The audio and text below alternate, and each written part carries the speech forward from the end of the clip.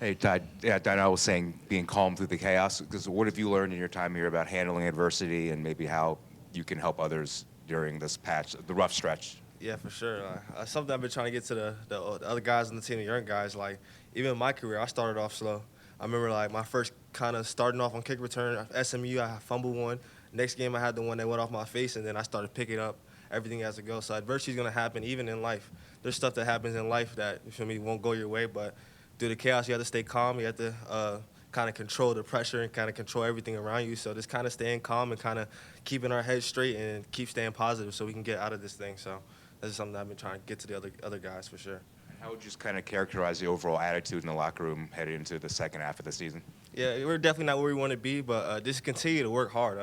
I feel like through this time, it's time to pick the intensity up because we're definitely not where we want to be. I wouldn't expect us to be here, but I know what this team can do throughout the offseason, kind of watching everybody, kind of how we've been working this whole offseason, in my career, just seeing the team and the culture just evolve after year. So I know what this team can do, and I still believe in this team so at the end of the day. So just kind of staying positive, and then we'll get out of this thing for sure.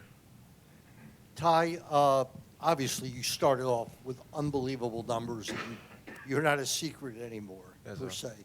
And how have you found, it just seemed last week there was almost blanket coverage on you.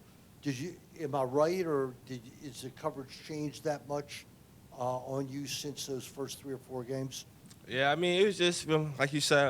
I have more attention coming on to me throughout the season, but it's just me making the most out of opportunities that I have. So anytime the ball comes my way, no, I don't know how many targets. I had a lot of targets. I think it was like over 15 targets or something. But just making sure I'm making most of the opportunities that come my way. I had a lot of balls, like 3 or 4 balls that were contested or even uncontested, that I feel like I should have definitely hauled in.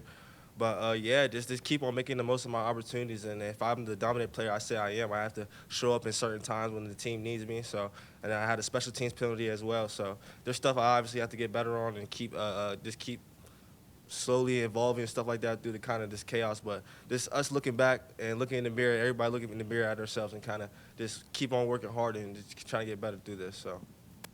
What's up, Ty? With the way that you guys kind of handle your weight strength, I know that you have that instant feedback that you can kind of look at. Getting in the moment data and being able to easily view what you've done in past workouts, to what extent do you feel like that helps you, not only in the weight room, but also on the field? Yeah, it helps for sure. I mean, because when you're out there in off-season workouts, where you're going through those workouts and you feel like you got nothing left, just keep on going, man. So we try to bring that into the season. I mean, kind of everybody's kind of getting chaotic and stuff with the stuff that's going on. But when we're going through this type of situation, you go back to those times where obstacles and adversity where you feel like you couldn't push through to keep pushing through. And that's what we did in the offseason, just to keep pushing through. No matter if it was running the stadium right there, pushing sleds, or my legs were feeling dead and I didn't feel like I had anything left in me, just to keep going. So throughout this time, we're 3-3, still 500, but we're just going to keep going because that's what we know how to do is get through adversity. And then, I saw a moment after the game, Roman looked pretty down after, kind of head down, that type of thing. And you and him have been here for a while and seen it. In your kind of senior season, your crescendo almost, how frustrating is it to start like this because you've played so well individually, but it hasn't clicked team-wise? Yeah, it's definitely frustrating for sure.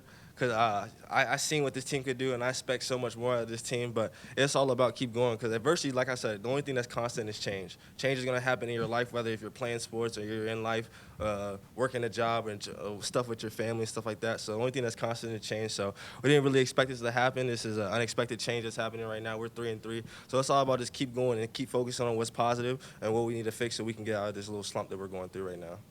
Ty, USC defensively, I believe, is near the top of the Big Ten in getting off the field on third down. What is it that they do defensively that's so effective that you guys are going to kind of watching film and stuff like that. They have some athletic DB room. Those guys are very athletic. They have a lot of guys that can go, that can run. They have some good press techniques and stuff like that, and then they have some coverages they hide and stuff like that of that nature. But it's just us beating ourselves again. We got to make more out of the opportunities we get. We started off very slow last game, and we kind of started off slow the game before that. So just kind of working through it and trying to figure out what we need to do just to pick this thing up. But that's still a competitive team, and I can't wait to compete with those guys this upcoming Saturday. Obviously, you guys are focused on the field, but homecoming this weekend, a lot of former guys who've played here years ago, guys that you played with last year will be coming back. Right. What does homecoming mean to you as a player, as a student?